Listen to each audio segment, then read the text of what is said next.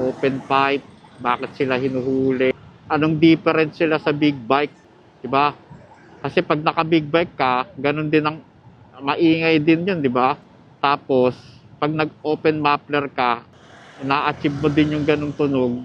So, bakit ka huhuli? Katulad nito guys, oh, walang side mirror, lowered yung lowered yung gulong, walang helmet. Kita nyo naman yan guys, no?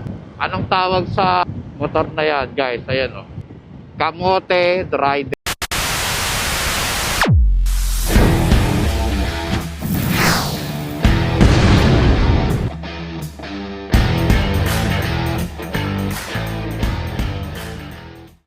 Yon, good morning. Good morning sa inyong lahat. Hello, hello, hello. Ito si inyong Tito Odi. Inyong Tito Odi at kayo'y nanonood sa Tito Moto Aw. Chismis na may konting vlog and anything under the sun, guys. Ano bang ating topic ngayon? No. Kaya nga itatakil natin ngayon. No, guys. Since nagmomotor tayo, pag-usapan natin yung mga katulad nito guys, oh, walang side mirror, lowered yung lowered yung gulong, walang helmet. Kita nyo naman yan guys, no? Anong tawag sa motor na yan guys? Ayan, oh. Kamote rider. Yan yung official Kamote rider genuine. Genuine, di ba? Legal na legal yan dito guys. Dito sa lugar na to. Ang dami mo makikitang ganyan, no? Walang side mirror. Check. Lowered yung motor. Thai concept. And then, ano pa ba? Pag nag-rides, walang helmet. So, legit kamote, guys. No? Tapos maangas pa yan, guys. No? Bakit nga ba trip nila yung mga ganun, no, guys? No? Parang ang tawag nila doon, Thai concept. Alam nyo ba yung Thai concept? Pag halimbawa, ang isang rider is lalaki, tapos nanganak siya, isa na siya ng ganap na tatay, di ba? Kaya Thai concept. Kung nanay, Nai concept. Ang corny, no? Anyway, pag-usapan natin yung mga ganun, no? Kamote rider. Bakit ba maraming ganun, no? Yung kulang sa kulang sa guidance, no? Kalimitan mga ganun, guys, yung mga kabataan, no? Puro yung substandard, ginagawa na yung substandard yung motor. Ang tinutinunong motor, pinag-isipan ng mga engineer kung paano magiging safety yung motor. Tapos, ang gagawin na itong mga kamoting to, i-modify. Di ba? Nako-compromise yung yung safetyness ng motor. Tapos maraming mababalita, ayun, patay, no, dead on, di ba? Dead on arrival, nabunggo. Yan guys, no.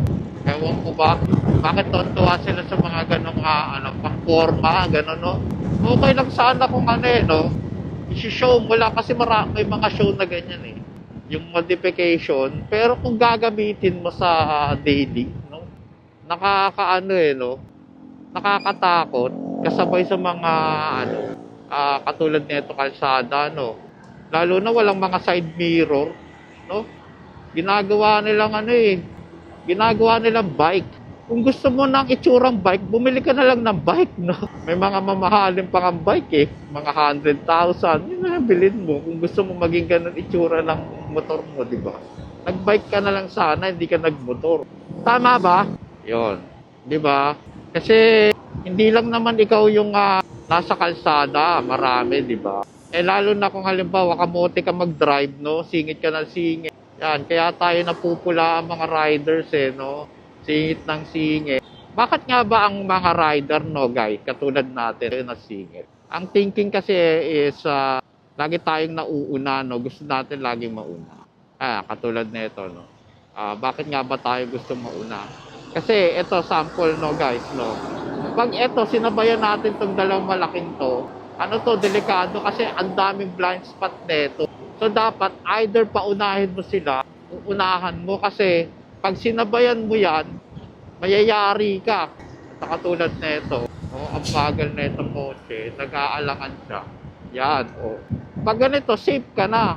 Tapos, yan, mauna ka dun sa unahan mo sa linya, yung malaki. So, kita ka na, di ba?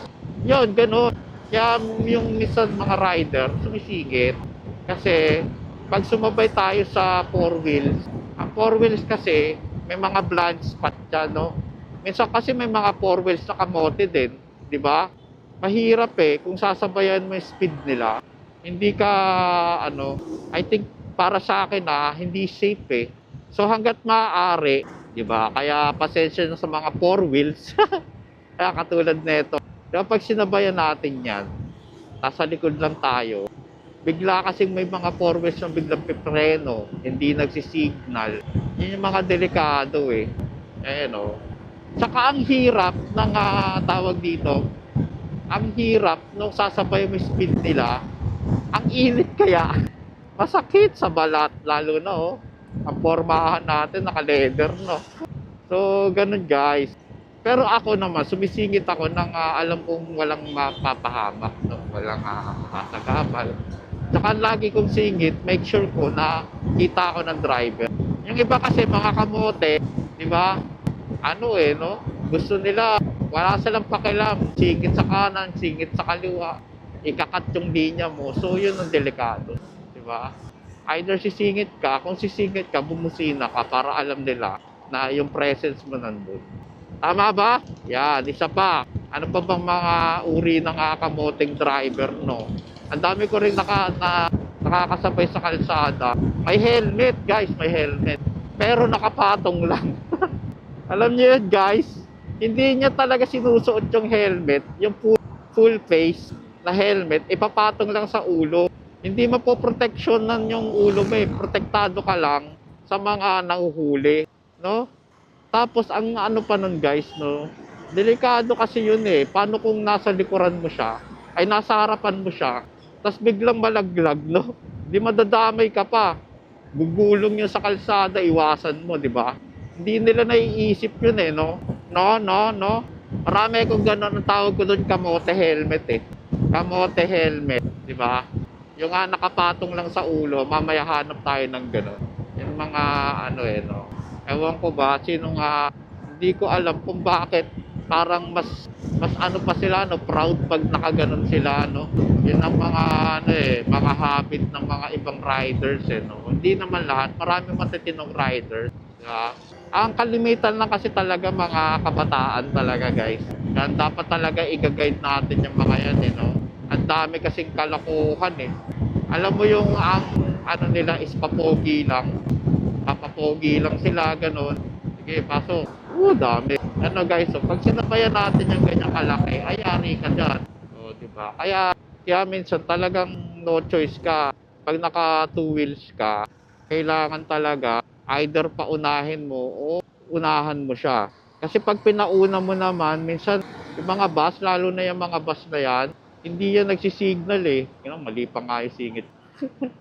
Hindi nagsisignal yan guys. Hindi sila nagsisignal. Kakanan tapos biglang kakaliwa, alam mo yun. Diba? Anong gusto na itong e-bike na to? Diba guys, no? So, yun lang guys, no? Ano pa bang mga kaklase ng kamote rider, no? Talagang sumampa pa tong e-bike na to. Lupit, no? Lupit na itong e-bike na to, no? Ayun guys, no? So, isa pa yan, no? Yung mga e-bike, hindi pinagbabawal na sa national road. Maano pa rin, no? Iba talaga dito, no? Iba talaga. Kung sa sinasabi nila ganito kami sa Makati, dito ganito kami sa Cavite.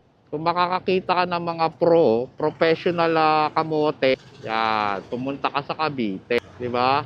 Ang dami ko nakikita dito na no, walang mga side mirror. Alupit walang mga side mirror, guys. Yan, no. Always na lang traffic dito. Yon guys, no. So, ano pa ba mga nakikita natin mga kamote rider, no?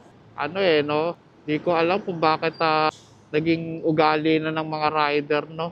Kasi minsan ang thinking talaga, no? Pag nakamotor ka, kailangan lagi ka nauunin. Sabihin, kaya nga ako bumili ng motor para hindi ma-traffic Well, totoo naman. Pero sana, pag sisingit ka, idadaan mo sa, make sure na walang madadamay, no? Wala kang masasanggi. Diba? Katulad nito, oh, ang lubak, oh. Ay, galing ni Kuya, oh, tingnan mo, yan, oh. Sundan lang natin yung leader natin. Oh, yan, katulad nito, guys. Oh, sample lang. Kung makikipila tayo dito, paano na? Mas mahirap, mas delikado, di ba? Sasabay ka sa kanila, hindi ka nila makikita, magsisingitan yung mga yan. So, yun, guys, sana naiintindihan nyo yung aking pinupunto, no? Di ba? Ano kasi, tawag dito, pag tawag dito, pag rider ka, lalo na motor, dapat ano ka lagi defensive eh, no? Talagang advance ka mag-isip, advance ang iyong isip kung paano mangyayari, you know. Oh, 'di ba? Kung makikipila kami sa four wheels, hindi ang haba ng traffic niyan, 'di ba? Wala eh, hindi namin na, 'di ba? Although naiintindihan ko yung mga four wheels, nakakainis din talaga. Yung mga sumisingit, no? Kasi ako katulad ko, medyo ano tayo, no? Pinagpala, may kotse din tayo, may four wheels din tayo. Pero hindi ko siya ginagamit kasi nakasagas nun eh. Magastos. Eh eto, pag nagmotor ka, napakatipid, no? Ano pa ba? Ano pa bang pag-uusapan natin nga kamot, no? Hindi ko wala akong makitang ano eh, yung sinasabi ko sa inyo kamote helmet. May nakakasabay akong ganun eh, kamote helmet, guys. Uy, init. My God. Yan o, katulad nito, inabot ka ng init. Sipin mo, alas 9 pa lang ng umaga, ang init na, guys. O, tapos pipila ka sa mga four wheels. Katulad nito, sisingit ka, nakatigil sila, no? Kumbaga parang ano, wala ka masasanggi, 'di ba? Matatansya mo hindi sila gumagalaw eh. Huwag kang sisingit ng alanganin, yung tipong tumatakbo. Maraming ganun eh, mga kamote. 'Di ba? Yan oh, guys. Oo. Ito lang. Dito ka lang sa kamote zone. Ay, basa ano ba 'yan? Dito tama kaya tong decision ko. Parang mali ah. Ayan guys, oh, katulad nito, no? Yan. Kung pipila ka ng ganito, yari ka talaga eh. Yan, dapat pag pepesto ka, lagi kang kita ng driver. Ayan oh. Make sure nakita ka ng driver, kakaway ka muna, 'di ba? O, 'di ba? O, tsaka ka ulit, 'di ba? Kamo siya una. Ganun lang, guys. Dapat hindi ka agresibo. Tingin nyo, bakit, eto guys, no, tingin nyo bakit maraming ganun, no, kamote rider? Ano ba, paano ba sila na-impluwensyahan? Sa mga ano yan, no? Ano ba, nag-aaral pa lang magmotor, tinuruan na ng mali, di ba? Ano yan eh, impluwensya ng iba. Yun guys, no, so, actually, sige, pasok. Yun, no, katulad, nakita nyo yun? Nakita mo na nakanguso na yung sasakyan. Pinilit mo pa, di ba? Pinilit niya pang pumasok. Isa yun eh, sa attitude ng rider eh. Di ba? Nakita mo na nakanguso na. Kasino ba naman yung ilang segundong pag-aantay mo? Di ba? Ganun yan guys eh. Maraming ano to, tawag dito. Maraming nagkakaroon ng away dahil sa ganun, no? Pag nakita mo na nakanguso na sa'yo, huwag mo nang pilitin. Although nakikita mo kasya ka, so huwag mo nang pilitin eh. Kasi minsan, ikaw attentive ka, yung four wheels, hindi naman. So, prone sa ano, sa aksidente. O, di ba? Katulad nito, kamote tayo. O, yan lang. O, ganyan. Tapos, pasok ka ulit. Ganun lang, guys. O, katulad nito, singit ka lang. Ikakalma mo lang yung sarili mo. Ayan, o. Di ba? Kasi pag pumila tayo dyan, abutin na tayo ng alas 10. O, di ba? Tapos yung four wheels nakikipagkwentuhan lang. Unfair naman sa amin yun. Unfair. Ang gulo ko, no, kung ano pa yung sasabi natin. Yan, oo. Di ba? Ganyan lang. Yung iba kasi nga four wheels, naiinis. Kung maka-counter kami, anong gagawin namin, di ba? Kasi kung hihilera kami sa inyo, abutin kami ng siyam-siyam, no? Kung legal naman na mag-counter dito, mag-counter ka kasi ang hirap eh. Sige na, pasok. Sige na, pasok. O, di ba? O, isipin mo yon, gaano kahaba yung nalagpasan natin. Ano pa ba? Ano pa ba mga klaseng kamote rider, no?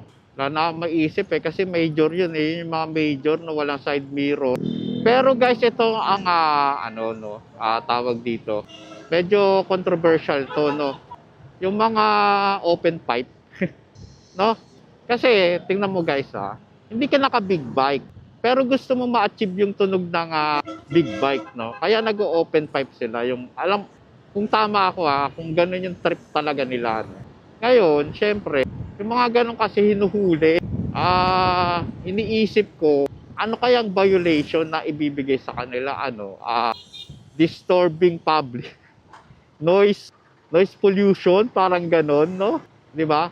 Kasi anong pinagkaiba, ito guys, anong pinagkaiba ng naka-open pipe tsaka naka-big bike? Kasi pag naka-big bike ka, hindi ka hinuhuli, no? Eh kung kasing tunog naman ng open pipe yung big bike, bakit ka huhulihin, no? Tingin nyo guys, tama ba? Bakit? Although hindi ako fan ng mga open pipe, no, kasi naiingayan talaga ako. Pero ang iba talaga yun yun ang trip nila no. So, kanya-kanyang trip yan walang pakailanganan. Pero sa akin kasi guys, no, ang pinagtataka ko lang, bakit nila hinuhuli, no? Sinisira, no? Nako-consider tuloy sila nakamote, no? Hindi naman sa pinagtatanggol ko yung mga open mapper ang tawag dun no? Yung tunog pumuputok pa nga 'di ba? Kumbaga parang guys, although siguro kaya pinagbabawal 'yun, masakit talaga sa tenga no. Yung iba kasi inaabuso no, halos ewan ko ba. Inaano nila no, lalo na yung mga kabataan, gigil na gigil no. 'Yun. Pag mga ganun kasi parang isa sa kamote rider ba 'yun? Or may required na parang sa busina, 'di ba guys no? Yung sa busina ng motor. Katulad sa atin sa LTO, may may decibel, tawag doon decibel, yung standard required na ingay ng ng busina. So yun guys, no, pag hindi ka pumasa doon, hindi mo ma-re-register yung motor mo. So parang gano'n no guys, no. May gano'n kaya pag naka-open pipe ka, 'di ba? Tingnan nyo guys, no. Dapat bang hulihin yung mga naka-open pipe? Kasi kung iisipin mo, yung mga big bike, hindi nila hinuhuli, ganun din ang tunog. Tingin nyo guys, may point ba ako? Siguro, hinuhuli nila yon kasi sobrang ingay kasi, dapat kasi pag ganun yung trip mo, dapat hindi ka dadaan ka sa mga katulad doon, wag kang dadaan sa mga exclusive subdivision kasi talagang yun, yari ka doon, di ba? Noise, yun noise pollution ang tawag doon di ba? Kaya nga yung iba pumunta sa mga exclusive subdivision para maging chill no? Maging makapag-relax sila pag uwi sila galing trabaho, tapos biglang may ganun. Diba? Yun ang isang reason. Pero pag nasa public ka naman, hindi ko magets bakit kailangan kang hulihin, no? Yun ang medyo questionable sa akin. At walang pakailam sa nagta-traffic na siya no? Ayun, tingnan mo guys, ang haba. Nakita niyo yung sinuong natin na bagal ng traffic. Yan, isa yan yung mga jeepney driver. Ito pa. So, park muna natin yung muffler. Ito pa guys, no? Bakit? Laging ang pinag-iinitan tayong mga rider, no? Ng mga yung sisitahin. Pero yung mga jeepney driver, sira yung signal light, kung saan-saan pumaparada, di ba? Hindi nila sinisita no? Hindi nila hinuhuli. Di ba? Hindi nila hinuhuli, guys. Bakit kaya gano'n, no? Porket tinutropa niya yung enforcer, no? Di ba?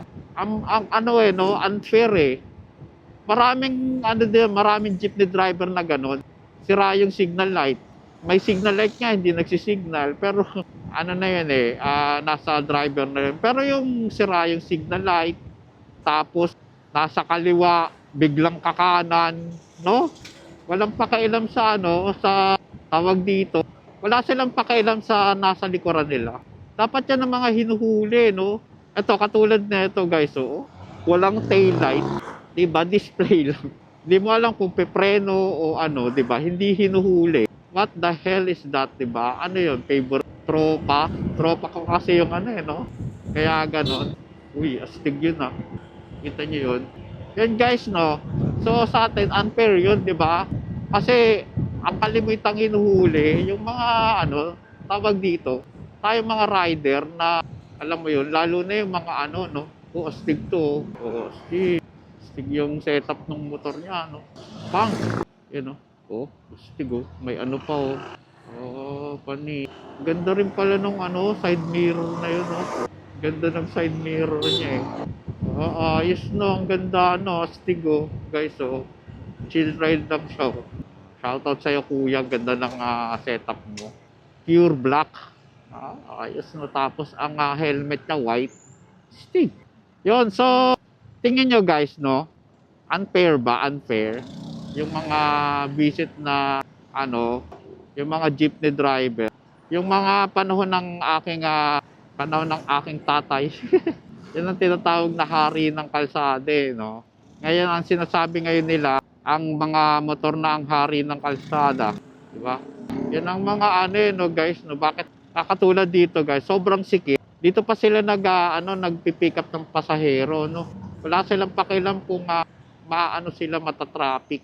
Wala silang pakialam kung nasa likod nila nakahinto na yan, no? Katulad niyan, no? Di ba? Ang tanong, nire-rehistro pa kaya yung mga jeep, no? Ang layo na ng topic natin, no? From kamote rider to jeepney driver. Random, no? Random thoughts. Anyway, yun lang na, guys. Yun lang yung aking pasok. Ay sus, ang hina naman na itong pickup na to. Ang luwag, eh. Sabagay, pag naka-pick up ka kasing ganun, guys, no? Hindi mo natatansya, eh. Pakaramdam mo, ang laki-laki ng bit-bit mo. Siguro baguhan yun. Yan, no, guys, no. So, yun. Ano pa bang ating, ano, no. Yun lang yun. Yun, guys, no. So, yun lang napansin ko, no, guys, no. Yung mga, yan naman, eh. Kung kailang, uy, yun, nag-iosip pa siya, oh. Uy, buti naman, inayos na. Yun, guys, no. Nandito na naman tayo sa, tawag dito. Uy, dito ka na. Oh, malupit.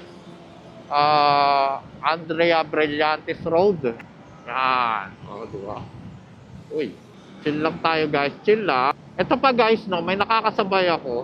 Yung wala namang sira yung sasakyan. Naka-hazard. Considered. Considered ba naka-motor rider yun? Ayan, no. Sana makita sa camera, no. Yun, no. Naka-NMAX. Naka-ano siya, no. Naka-hazard. Anong ibig sabihin, no? Tatabi siya. Kasi pulis siya. Okay. Ganun ba yun? Parang ang ibig na sabihin doon, mag-hazard ako, tatabi ko, no? Eh di kung tatabi ka, tatabi ka sa kanan o kaliwa, sumignal ka ng kaliwa, no? Sumignal ka ng kanan, tapos mag-hazard ka pag tumigil ka na. Kasi di ba ang hazard pag nakatigil, tulad din itong anong to, oh, naka-hazard din. Ano ba yun? Ako lang yung hindi nakakaintindi sa mga ganun signal. Yung moving naman, hindi naman malakas ang ulan, visible naman sila pero nag-hazard. Anong gusto nilang ipahiwatig sa mga kapwa nila driver, rider, no? Hindi ko magets. Hindi mo tuloy alam kung kakanan o kakaliwa siya, eh. Teka lang, huwag kang sisingit. Singit ka pa, eh. Ano, katulad nito, taing-tae. Taing-tae sa kalsada, eh. Taing-tae sa kalsada, eh, lahat tayo mauuna. Oo, tingnan mo. Diba? Pag mga ganyan, guys, no, yung bigla kang ikakat, usually ang kinakat ka sa kanan, eh, no? Huwag mo nalang patulan kasi hindi mo kilala, eh, no? Mahirap magkainitan sa kalsada, guys. Diba? Pagbigyan mo na lang, yon, guys, no? So, anong tingin nyo, guys, no? Ayan, no? Ito na naman yung mga crocs ng bayan, guys. Yan, no? Nakikita nyo ba yan? Mga crocs ng bayan yan. So, delikado ka dyan pag nagkamali ka. Yun. Chine-check ko lang yung aking mic, no? So, ano to? Testing na rin ng ating DJI mic, no? DJI mic mini. Uy, may tumatawag. Uy, astig naman yun. Ang ganda naman ng ano nito. Astig, guys, no? Ayan guys, so astig. Ano kayong motor to? Ganda oh. Yan oh. Ganda guys oh. Ang ganda ng motor niya ano. Pero bakit ganyan yung ano niya? Twin plate number no? Ganda oh guys oh. Ganda. Ano ba to? Diango? Galing no? Panggeya. Lupet no? Oh ha, pani. Formahang classic si kuya. Ang ganda. Stig. Bineli ba to? Bristol? Magets. Anyway, ayun guys, no.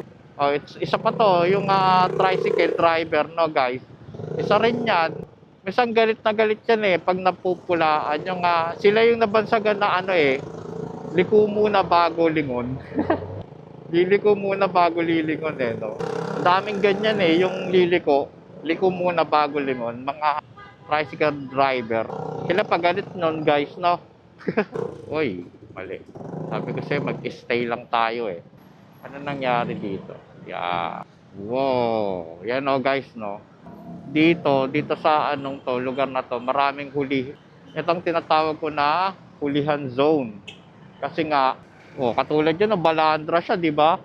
Balandra sa kalsada. Yan, katulad dito, nakasignal lang dito yung ano eh. Sample ng isang jeepney driver na walang pakailam sa likuran niya, no? Basta ano lang siya, basta maka-pick up lang ng pasahero, wala siyang pakailam. Pugi naman nung rider na yun, no? No, wala siyang pakailam, guys. Kung nagta-traffic na. Katulad niyan, di ba? Pag nakikipagsabayan tayo sa daloy ng pila ng four wheels, ngangangang ka talaga eh, masakit sa balat. So hanggat maaari, unahan mo, di ba? So, wala na tuloy yung ano, yung isa, yung motor na ano, malupit, classic. Na ganito, sisingit tayo dito. So dito mahirap kasi mag-counter dito eh, no? Hirap kumounter dito kasi may mga ano dito eh, mga buhay. Ayan oh, itong jeep na to, mahilig to. Tingnan mo guys Ayan oh, walang tail light. Hindi nila hinuhuli to, hindi nila sinisita yan. Katulad yan, tingnan mo, anda, diba? Walang taillight yan. O hindi lang kita sa umaga, no? Dapat kasi pag ganyan, no? Lupit yun, Wait, may ambulansya. Sabi tayo, guys, may ambulansya. Okay. Kamuti naman yun. Sabayan sa, ambulansya, guys, no? Bawal yun, eh. Pag ganyan, paunahin mo yung ambulansya, guys. Diba? Hindi mo alam kung sino nakasakay, eh. Kapit nating driver, no? Yeah, yun lang guys, no? Wala na ako maisip. So, tingin nyo guys, no? Yung usapang muffler, no? Palawakin natin yung usapang muffler na yan, no? Kasi maraming nahuhumaling dyan, eh. Sa mga usapang muffler, open pipe, bakit sila hinuhuli? Anong difference sila sa big bike? Diba? Kasi pag naka-big bike ka, ganun din ang maingay din yun, diba? Tapos, pag nag-open muffler ka, na-achieve mo din yung ganung tunog. So, bakit ka huhulihin, no? Siguro, may reason behind that, no? Tatakil natin yan, guys, no? Bakit hinuhuli ang naka-open muffler, no? So, search tayo dyan. Mag-search tayo about that, guys. So, yun lang, guys, no? Maraming salamat sa inyong panonood. Ito ang yung Tito Odi at kayo nanonood sa Tito Moto chismisin na may konting vlog. No guys, no. Sana mag-subscribe naman kayo sa mga bagong nanonood. And yung sa mga lagi kong loyal subscriber, maraming salamat sa inyo, sa inyong panonood. Tuloy-tuloy lang ang ating upload ng video. Maraming salamat and bye-bye. When you want to get off there.